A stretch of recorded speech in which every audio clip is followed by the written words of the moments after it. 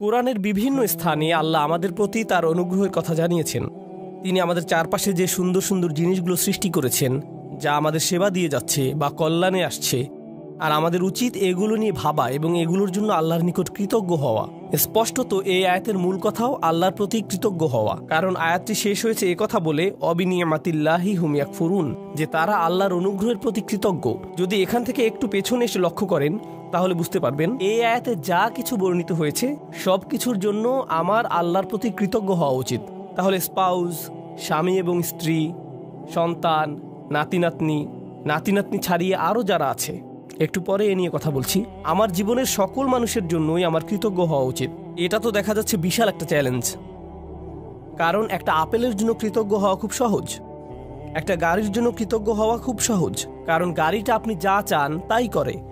আবার খাবারের জন্য কৃতজ্ঞ হওয়া অনেক সহজ, কারণ এটি আমাদের সাথে সাথে পুষ্টি যোগায়। আপনার চাকরির জন্য কৃতজ্ঞ হওয়া সহজ, কারণ দিন শেষে আপনি বেতন পাচ্ছেন। কাপড়ের জন্য কৃতজ্ঞ হওয়া সহজ, এটি আমাদেরকে ঢেকে রাখে এবং ক্ষতিকর জিনিস থেকে সুরক্ষা দেয়।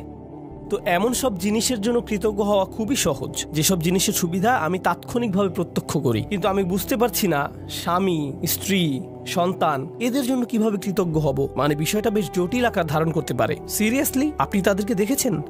তারাও আশীর্বাদ। আপনি আমার বাবাকে চেনেন, উনিও কি আশীর্বাদ?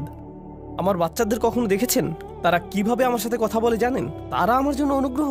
এদের জন্য আমার কৃতজ্ঞ হওয়া উচিত। আমার জন্য আয়াতের অর্থ বলে দেওয়াটা খুব সহজ। এই যে আল্লাহ চান আমরা যেন কৃতজ্ঞ হই আমাদের স্বামী বা স্ত্রীর জন্য, সন্তানদের জন্য, নাতিদের জন্য। প্রসঙ্গত এখানে আরো জটিল এবং মজার একটা ব্যাপার আছে। হাফাদাহ নাতি অর্থে ব্যবহৃত হয়। প্রকৃতপক্ষে এটি হাফিদের প্রচলিত বহুবচন। হাফিদ একবচন মানে নাতি, বহুবচন আহফাদ এবং হুফাদা, যার অর্থ নাতিরা। আর হাফাদাহ সম্পর্কে আত-তাবারি সহ অনেকে বলেন কুল্লু মান ইউইন ওয়া ইয়াখদিম, অর্থাৎ যারাই আপনার কোনো কাজে এসেছে, যাদের সাহায্য পেয়েছেন আপনার বৈবাহিক আত্মীয়তার কারণে, এমন প্রত্যেকে যারা আপনাকে সাহায্য করেছে বা যাদের সাথে আত্মীয়তার বন্ধনে যুক্ত হয়েছেন বিয়ে করার কারণে, তারাই মূলত হাফাদায়ের অন্তর্ভুক্ত। তাই অনেক আগেই মুজাহিদ শ্বশুরবাড়ির আত্মীয়দের হাফাদায়ের অংশ বলেছেন। তাহলে এই যে কোরআনে শ্বশুরবাড়ির আত্মীয়দের নিয়েও আয়াত আছে, কারো মনে যদি জিজ্ঞাসা থাকে এ নিয়ে, ব্যাপারটা আরো জটিল আকার ধারণ করে, কারণ শ্বশুরবাড়ির আত্মীয়দের নিয়েও আমাদের কৃতজ্ঞ হওয়ার কথা। কি সিরিয়াসলি? এই মানুষগুলোর জন্য এত কিছু সহ্য করার পর এদের জন্য কিনা আমাকে কৃতজ্ঞ হওয়া উচিত? এ কারণে যখন আমি বলি আমরা একটি আয়াত পড়তে পারি, অনুবাদ করতে পারি এবং সামনে এগিয়ে যেতে পারি, অথবা থেমে গিয়ে বলতে পারি একটু থামুন, কি এটা আমার ব্যাপারে বলছে? এটা নিশ্চয়ই অন্য কারো সম্পর্কে বলছে। তাদের নিশ্চয়ই এমন সন্তানরা আছে যাদের জন্য তাদের কৃতজ্ঞ হওয়া উচিত, কারণ তাদের বাচ্চারা ভালো। তাদের বাচ্চারা আমারগুলোর মতো নয়। তাদের জীবনসঙ্গী নিশ্চয়ই তাদের অনেক প্রশান্তি দেয়, আমার জীবনসঙ্গী নয়। আমারগুলো কেবল আমাকে দুশ্চিন্তা এবং কষ্ট দেয় আর তর্ক করে। তাদের কাছ থেকে শুধু এটাই পাই। তারা তো আমাকে কৃতজ্ঞ হওয়ার কোনো কারণই দেয় না। ওরা সহজে কৃতজ্ঞ হতে পারে কারণ ওরা আল্লাহর নিয়ামত পেয়েছে, কিন্তু আমার পক্ষে তো এই পরিবারের জন্য কৃতজ্ঞ হওয়া সম্ভব না। আমার জীবনে তো তাদের মতো শান্তি নেই। আল্লাহ এখানে এরকম কোনো ব্যতিক্রম তৈরি করেননি। প্রসঙ্গত, তোমাদের যাদের ভালো সন্তান, ভালো নাতি, চমৎকার শ্বশুরবাড়ি এবং অসাধারণ স্ত্রী আছে, তাদের উচিত কৃতজ্ঞ হওয়া। বাকিরা অনলাইনে অভিযোগ করতে পারো আর এই নিয়ে মিম বানাতে পারো। না, এভাবে কোনো পার্থক্য করা হয়নি। এটা সবার জন্য বলা হয়েছে। আমরা যদি ব্যাপারটা নিয়ে আরেকটু গভীরভাবে চিন্তা করি, নবীদের জীবনী অধ্যয়ন করলে আমরা দেখব অনেক নবীদের স্ত্রীরাই তাদেরকে কষ্ট দিয়েছেন। যেমন নূহ আলাইহিস সালাম, লূত আলাইহিস সালাম। কিছু নবীদের সন্তানেরা তাদের কষ্ট দিয়েছেন, যেমন নূহ আলাইহিস সালাম, ইয়াকুব আলাইহিস সালাম, তাদের সন্তানেরা কষ্ট দিয়েছেন। ইব্রাহিম আলাইহিস সালাম আশঙ্কায় ছিলেন যে তার নাতিরা বা ভবিষ্যৎ প্রজন্ম শিরকে লিপ্ত হবে, আর এটাই সত্য হয়েছিল ইব্রাহিম আলাইহিস সালামের বংশধরদের নিকট থেকে। তো এগুলো সবই বাস্তবতা। আল্লাহর চাইতে বাস্তবতা সম্পর্কে বেশি কেউ জানে না, আর সেই রবই এই আয়াতের শেষে আমাদের কৃতজ্ঞতা প্রকাশ করতে বলেছেন। তাই আজকের খুতবায় প্রথমে আমি আপনাদের কাছে ধাঁধার মতো প্রায় ব্যাপারটা বর্ণনা করতে চাচ্ছি, কিভাবে আমরা এর সমাধান করব বা কিভাবে আমরা এর প্রকৃত অর্থ বুঝব। কারণ আল্লাহ আজ্জা ওয়া জাল্লা আমাদের আদেশ করছেন বা তিনি মূলত অভিযোগ করছেন যে আফালা ইয়াতাদাব্বারুনাল কোরআন আম আলা কুলুবিন আকফালুহা, তারা কি কোরআন নিয়ে গভীরভাবে চিন্তা করে না, নাকি তাদের অন্তরে নিজস্ব তালা পড়ে গেছে যে যদি আল্লাহ যা বলেছেন তা নিয়ে চিন্তা করতে অপারগতা জানাই এবং গভীরভাবে না ভাবি, তাহলে সম্ভবত আমার অন্তরে হয়তো এখনো কোনো তালা পড়ে আছে। হয়তো আমি মন দিয়ে বিষয়টা ভাবছি না, নিজের জীবনে এর বাস্তব প্রয়োগ ঘটাচ্ছি না, ফলে এর গভীর অর্থ আমি বুঝতে পারছি না। আমি দোয়া করছি আমরা তার আয়াত নিয়ে গভীরভাবে চিন্তা করার সময় তিনি যেন আমাদের সবার অন্তরের তালা খুলে দেন।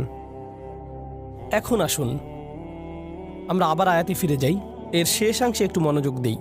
তিনি বলেছেন, আফা বিল বাতিলি মিনুন অবিনিয়ামাতিল্লাহি হুম ইয়াকফুরুন।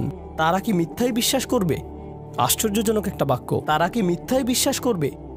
এমন আয়াতের ক্ষেত্রে আপনি কল্পনা করতেন যদি আয়াতের শুরুটা শিরক বা মিথ্যা প্রভু নিয়ে হতো এবং বলা হতো যে তারা আল্লাহ ছাড়া অন্য কারো ইবাদত করে, এরপর তারা বাতিলে বিশ্বাস করে, এমন একটি জায়গায় আলোচনাটি যথোপযুক্ত ছিল।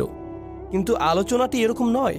কথাটা এমন ছিল যে তিনি তোমাদের মধ্য থেকে তোমাদেরকে দিয়েছেন স্ত্রী, সন্তান, নাতি নাতনি, শ্বশুরবাড়ি, বড় পরিবার এবং যারা তোমাদের সহযোগিতা করে এসব, এবং তারপর বলা হলো এরপরও কি তারা বাতিলকে বিশ্বাস করবে? সুবহানাল্লাহ। এ কথাটা এখানে কেন? তো আরেকটা ধাঁধা, আমি একটা ধাঁধার উপর আরেকটা ধাঁধা যোগ করছি, তাই না? তারা কি মিথ্যাই বিশ্বাস করবে? এখানে মিথ্যার বিপরীত হলো সত্য, তাই না? আফাবিল বাতিলি ইউমিনুন অবিল হাক্কি হুম ইয়াকফুরুন। তারা কি মিথ্যাই বিশ্বাস করবে আর সত্যকে অস্বীকার করবে? কারণ মিথ্যার বিপরীত হলো সত্য। কিন্তু আল্লাহ সত্য শব্দটি বলেননি, বরং তিনি বলছেন আল্লাহর অনুগ্রহ। তিনি আল্লাহর অনুগ্রহ বলছেন এর পরিবর্তে। আর যদি আপনি আল্লাহর অনুগ্রহ শব্দটির বিপরীত শব্দ নেন, নাকবা, তখন এর অর্থ দাঁড়াবে তারা কি কাঠিন্যতা বিশ্বাস করবে? তারা কি এমন জিনিসের উপর ঈমান আনবে যা তাদেরকে কষ্ট দেয়, মাসায়েব? আর তারা কি আল্লাহর অনুগ্রহ অস্বীকার করবে? হয় আপনি সত্যের বিপরীতে মিথ্যা বলবেন, না হয় অনুগ্রহের বিপরীতে কষ্ট। অথচ আল্লাহ কিন্তু এভাবে বলেননি, তিনি এগুলোকে একত্রিত করেছেন। আর আয়াতের মূল অর্থ বোঝার জন্য আমরা এখান থেকেই শুরু করব। সচরাচর ভাষা ব্যবহারে আমরা কোনো শব্দের সরাসরি বিপরীত শব্দ ব্যবহার করি। দিন রাত, ভালো মন্দ, এগুলো সরাসরি বিপরীত।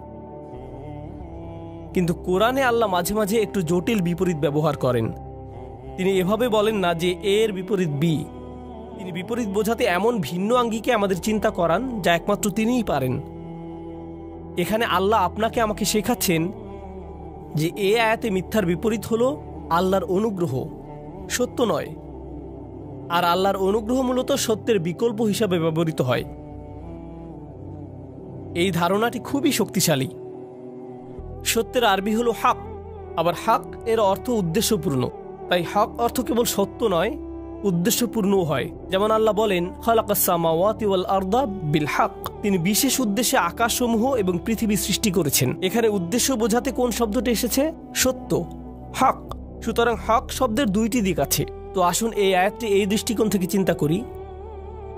এই যে আমার অবাধ্য সন্তানেরা, আমার ছেলে আমার সাথে তর্ক করে, আমার মেয়ে আমার সালামের জবাব দেয় না, আমার নাতিরা আমাকে ভুলে গেছে, আমার স্ত্রী আমাকে কেবল অসম্মান করে, আর অন্যদের কাছে আমার দুর্নাম করে বেড়ায়। আল্লাহ বলছেন তিনি এই সব কিছুই দেখছেন, আর আমি দেখি সমস্যা।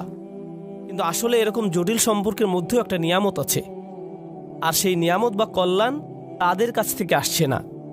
এই কল্যাণ কেবলই আল্লাহর কাছ থেকে আসে। তাদের কাছ থেকে শুধু কষ্ট আসে, কিন্তু সেই কষ্টের পেছনে যে প্রজ্ঞা, যে কল্যাণ আছে, তা শুধুমাত্র আল্লাহর পক্ষ থেকেই আসে। তাই আল্লাহ বলেননি অবিনিয়ামাতি হুম ইয়াকফুরুন, তিনি বলেছেন অবিনিয়ামাতিল্লাহি হুম ইয়াকফুরুন। তিনি নিয়ামাকে তার নিজের সাথে সম্পৃক্ত করেছেন। তিনি নিয়ামতকে যুক্ত করেননি তাদের সাথে, করেছেন নিজের সাথে। তাই আমরা এখন গভীরভাবে চিন্তা শুরু করা উচিত। পরিবারের ভেতর যত ঝামেলাপূর্ণ কথাবার্তা হয়, যত ঝামেলাপূর্ণ পরিস্থিতি আমাকে মোকাবেলা করতে হয়, সবগুলো নিয়ে। তাই আমরা একটু পেছনে সরে এসে আমাদের দৃষ্টিভঙ্গি বদলাবো নিজেদের পরিবার নিয়ে। কারণ এই আয়াতটি আমাদের বৃহত্তর পরিবার সম্পর্কেই। মূলত বেশিরভাগ মানুষের ক্ষেত্রেই যদি জীবনের কিছু নিয়ে অভিযোগ করার থাকে, অর্থনৈতিক বা স্বাস্থ্যগত ব্যাপার ছাড়া যদি তাদের জীবনে কোনো মানুষ নিয়ে অভিযোগ করার থাকে, সেই মানুষটি সম্ভবত নিজ পরিবারের কেউ। জীবনের অধিকাংশ নাটকের অবস্থান এখানে। জীবনের সকল চাপের উৎপত্তি এখান থেকেই। ফোন আসলে ফোনের কাছে যাবার আগেই আপনি বলে ওঠেন, আল্লাহ তার কল যেন না হয়। মনোবল শক্ত করে নিচ্ছেন আগে থেকেই। অথবা কোনো বিয়েতে বা অনুষ্ঠানে গিয়ে আপনি ভালো সময় কাটাচ্ছেন, হঠাৎ আপনার স্ত্রী আপনার দিকে তাকালো বা আপনি তার দিকে তাকালেন। স্ত্রী ভাবতে লাগলো, ওহো আজকে আমার খবর আছে। বাড়ি ফেরার জন্য গাড়িতে ওঠা মাত্রই তিনি বকাঝকা শুরু করবেন, পরিস্থিতি ভালো মনে হচ্ছে না। পরবর্তী ঝগড়া শুরু হওয়ার আগেই যেন দাঁতে দাঁত চেপে প্রস্তুতি নেওয়া শুরু করলেন। জানেন, সম্ভবত ব্যাপারটাকে অন্য দৃষ্টিকোণ থেকেও দেখা যায়। সম্প্রতি আমাকে একজন একটা প্রশ্ন করেছেন। আজকের আয়াতটি ভালোভাবে বোঝার জন্য এটি একটা উদাহরণ হতে পারে। মা আর মেয়ের মধ্যে ফোনে কথা হচ্ছে। মা বলছে, জানো তোমার অমুক কাজিন আমরা তার নাম দিলাম কাজিন এ। তোমার কাজিন এ সবসময় কাজিন বি সম্পর্কে বাজে কথা বলে। তার সমস্যাটা কি? কেন সে সারাক্ষণ কাজিন বি সম্পর্কে মন্দ কথা বলে? মেয়ে বলল, এটা নিয়ে চিন্তা করো না মা, সে তার ভালো ভালো আমলগুলো তাকে দিয়ে দিচ্ছে। কারণ কারো পেছনে কটু কথা বললে আখিরাতে নিজের ভালো কাজগুলো তাকে দিয়ে দিতে হবে। তাই এ নিয়ে কোনো চিন্তাই করো না মা। মেয়েটি আমাকে জিজ্ঞেস করলো, আমি যখন এভাবে বলি, এভাবে বলা কি ঠিক? আমি এই কথোপকথনটি শোনার পর বললাম, আচ্ছা তোমরা যখন এভাবে আলোচনা করছো যে কাজিন এ এরকম খারাপ কাজ করছে, তোমরাও তো তখন গীবত করে ফেলছো, কাজটা উল্টা হয়ে গেল না? এরপর আছে আরেক সমস্যা, তুমি কি অতি সহজেই বলে ফেলছো না যে চিন্তা করো না, আমরা আখিরাতে তার কাছ থেকে নিয়ে নিব? কেউ যদি তোমার সারা জীবনের সঞ্চয় কেড়ে নিতে চায়, এখনই তোমার বাড়িতে এসে তোমার গাড়ির চাবি, ক্রেডিট কার্ডস, ব্যাংক পাসওয়ার্ড নিয়ে নেয় আর বলে বের হয়ে যাও, তখন তো বলবে না যে চিন্তা করো না, আমরা আখিরাতে নিয়ে নিব? তুমি তো এই জীবনের জিনিসগুলোই ছেড়ে দিতে পারো না, আর এত অনায়াসে তোমার কাজিনের আখিরাত ছেড়ে দিচ্ছ। কোনো সমস্যা নেই, আমরা শেষ বিচারের দিন নিয়ে নিব। হয়তো আমরা একটু পেছনে সরে এসে বলতে পারতাম, না নিশ্চয়ই এই বিরোধের কোনো কারণ আছে, আমাদের এই চ্যালেঞ্জটাকে নিয়ে একটু নিয়ামতে পরিবর্তন করে ফেলতে হবে। কারণ আল্লাহ এই সম্পর্কগুলোকে বলেছেন নিয়ামত। আমার ছেলে, আমার কাজিন, আমার পরিবার, আমার শ্বশুর বাড়ি, এগুলো কেবল আছে মানেই নিয়ামত নয়, কেবল তাদের থাকাটাই নিয়ামত নয়। স্পষ্ট রূপেই এখানে শুধু তাদের বর্তমান থাকার কথাই বলা হচ্ছে না, তাদের সম্পর্কটা আমার সাথে কতগুলো অভিজ্ঞতার সমষ্টি, কতগুলো কথোপকথন এবং আদান প্রদানের সমষ্টি। কিভাবে আমি একে একটি নিয়ামতে পরিণত করব? মা, কখনো জানতে চেয়েছো আমার কাজিনের এত রাগ কেন? নিশ্চয়ই কিছু ঘটেছিল। কখন ঘটেছে? ও, তোমার মনে আছে ওই বিয়ের কথা, যেখানে অমুক অমুক ব্যাপারগুলো ঘটেছিল? ও, তখন থেকেই সমস্যার শুরু।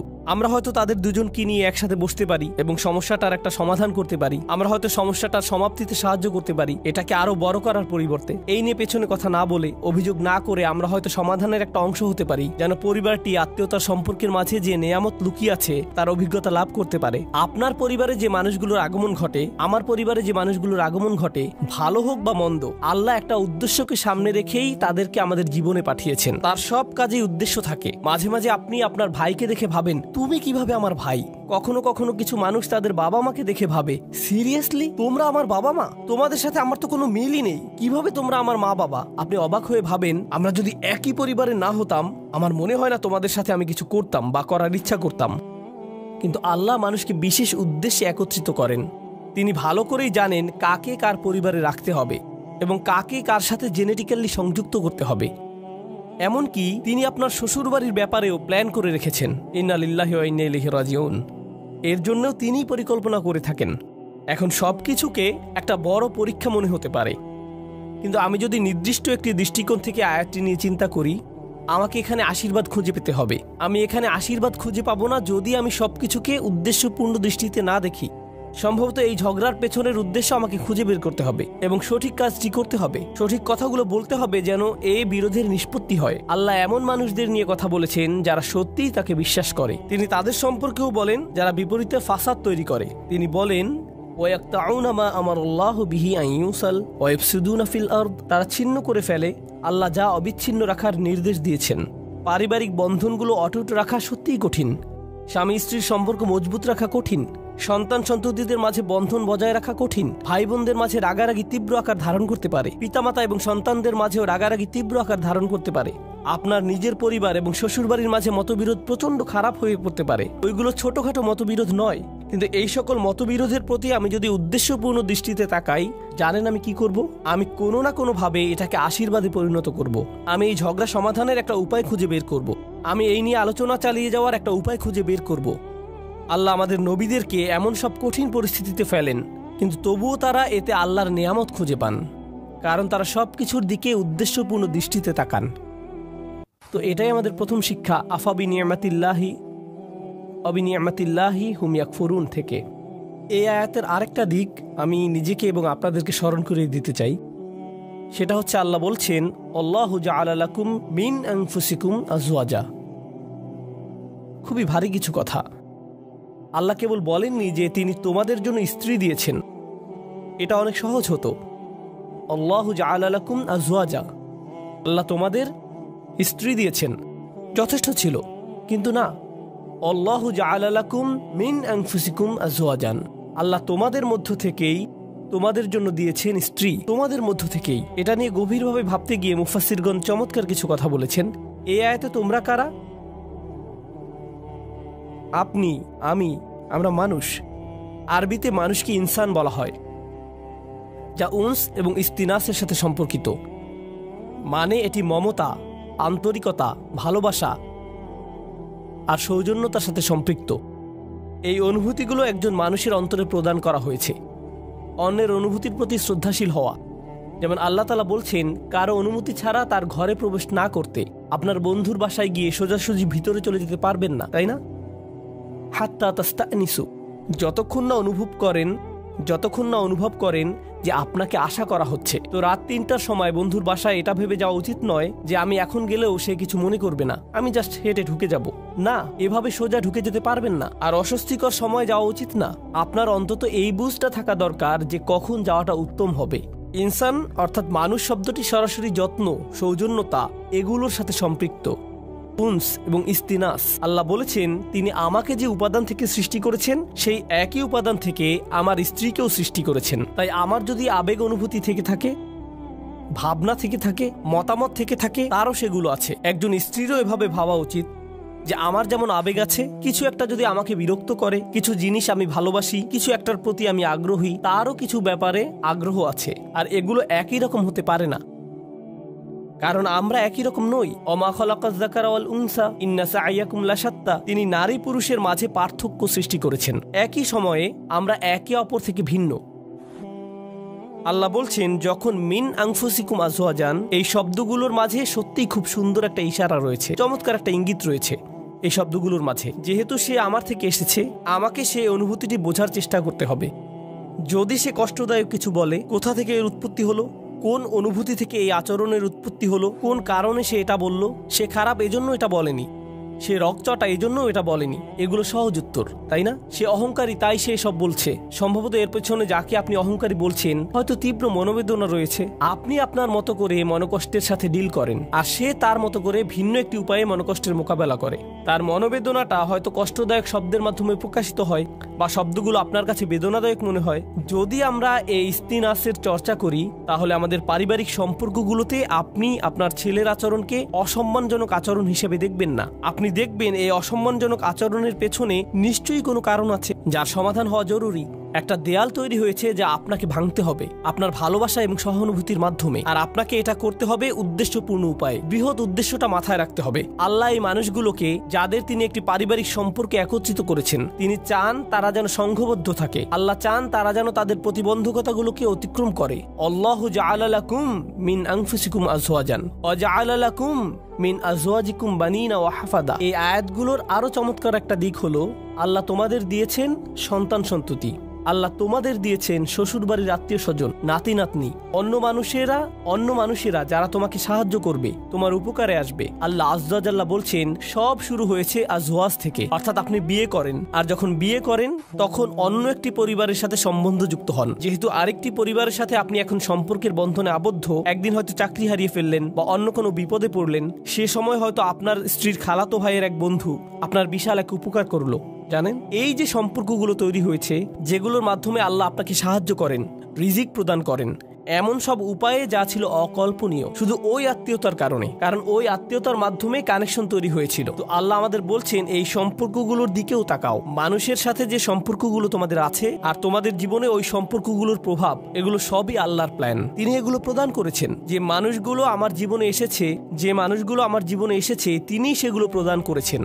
এর মানে এটা নয় যে সবাই সব সময় কাজে আসবে, এর মানে এটা নয় যে সবাই খুবই ভালো, কিন্তু এর মানে এটা যে আমাদেরকে সবকিছুর দিকে উদ্দেশ্যপূর্ণ দৃষ্টিতে তাকাতে হবে। এই উদ্দেশ্যটা সবার আগে মাথায় রাখতে হবে। এখন খুতবার শেষ অংশে আমি এই ধাঁধাটার কথা বলবো যা পুরোপুরি এখনো সমাধান করিনি। আফা বিল বাতিল ইউমিনুন, তারা কি মিথ্যাতে বিশ্বাস করতে থাকবে? এখানে এমনকি মিথ্যার কথা বলা হচ্ছে কেন? এই আয়াতটি হওয়ার কথা কৃতজ্ঞতা এবং অকৃতজ্ঞতা নিয়ে, কিন্তু আল্লাহ একে ঈমান এবং অবিশ্বাসের বিষয় বানিয়ে ফেললেন। ব্যাপারটা কৌতূহল জাগ্রত করে। তাহলে আমরা এখান থেকে কি শিখব? মূলত এখান থেকে আমরা শিখব আমার ঈমান, আমার বিশ্বাস সরাসরি এই ব্যাপারটার সাথে সম্পৃক্ত যে আমি কতটুকু কৃতজ্ঞ। আমি যত বেশি কৃতজ্ঞ আমার ঈমান ততই মজবুত, আমি যত কম কৃতজ্ঞ আমার ঈমান ততই দুর্বল। আমি যদি অসত্য ব্যাপারগুলোর প্রতি বেশি গুরুত্ব প্রদান করি, এখানে বাতিল মানে আমি আমার পরিবারের দিকে তাকালে সমস্যা ছাড়া কিছুই দেখি না। আমি শুধু দেখি এই মানুষগুলোর কারণে আমার জীবন এতটা কঠিন, তারা এটা করেছিল, সেটা করেছিল, অমুক তমুক করেছিল। আপনার মাথায় সব সময় তাদের বিরুদ্ধে অভিযোগের তালিকা ঘুরতে থাকে, যেন আপনার মাথায় এর বসবাস। সর্বদা কল্পনায় বারবার ঝগড়ার সময়টাতে ফিরে যান। আমার এখনো মনে আছে তুমি কি করেছিলে, আমার এখনো মনে আছে তুমি কি বলেছিলে। তাদেরকে আপনি ওই ঘটনাগুলোর আলোকেই বিচার করেন। এখন আপনি তাদের দেখেন আপনার সমস্ত কষ্টের মূল হিসেবে। তারা এখন এতটুকুতেই সীমাবদ্ধ হয়ে গেল। এটাই হলো বাতিল। যদিও তারা আপনাকে কষ্ট দিয়েছে, এর পেছনে রয়েছে আল্লাহর নিয়ামত। আপনাকে অবশ্যই সেই নিয়ামত আবিষ্কার করতে হবে। যদি তাদেরকে আপনার জীবনের অভিসম্পাদে সীমিত করে ফেলেন, যদি তাদেরকে জঘন্য মানুষে বা কষ্ট দেয়া মানুষে সীমিত করে ফেলেন, তারা মানুষ, তারা শয়তান নয়। কেউই ফেরেশতা নয় এবং কেউই শয়তান নয়। আল্লাহ ফেরেশতা এবং শয়তান সৃষ্টি করেছেন, তারা ভিন্ন ধরনের প্রজাতি। আমরা মানুষ। এর মানে কি জানেন?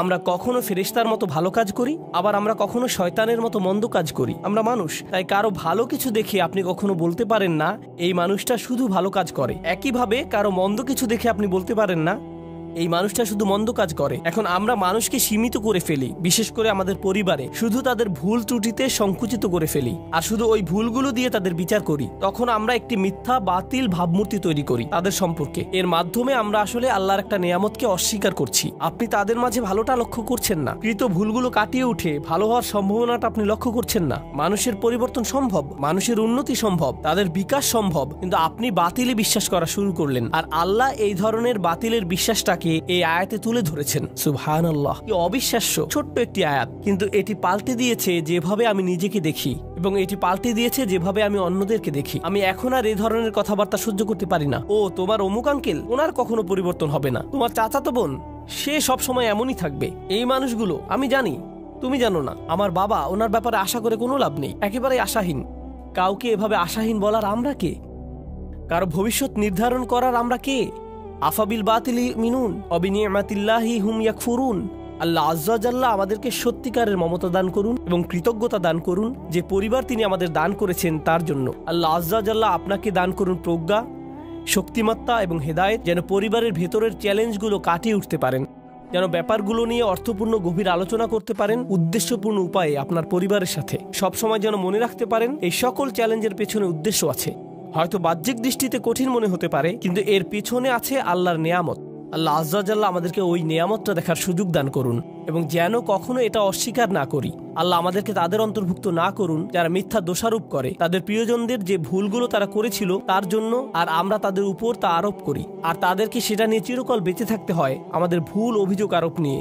এই ভুলটাই ইয়াকুব আলাইহিস সালামের সন্তানরা করেছিল। তারা তাদের বাবার উপর ভুল একটি অভিযোগ আরোপ করেছিল, ইন্না আবানা লাফি দলালিম মুবিন। আমাদের বাবা বিভ্রান্তিতে হারিয়ে গেছেন, কারণ উনি ইউসুফকে বেশি ভালোবাসেন। উনি অন্যায্য, আমাদের বাবা অন্যায্য এবং বিভ্রান্ত, এটাই আসল কথা। উনি অন্য যা কিছুই বলেন, উনি এসব বলেছেন কারণ উনি ইউসুফকে বেশি ভালোবাসেন। আমি ওনার উপদেশ শুনি না, কারণ আমি জানি উনি পক্ষপাত দুষ্ট। আমি জানি এখন যেহেতু তারা ওনাকে পক্ষপাতী হিসেবে কল্পনা করে নিয়েছে, ওনার ব্যাপারে একটি বাতিল ধারণা এঁকে নিয়েছে।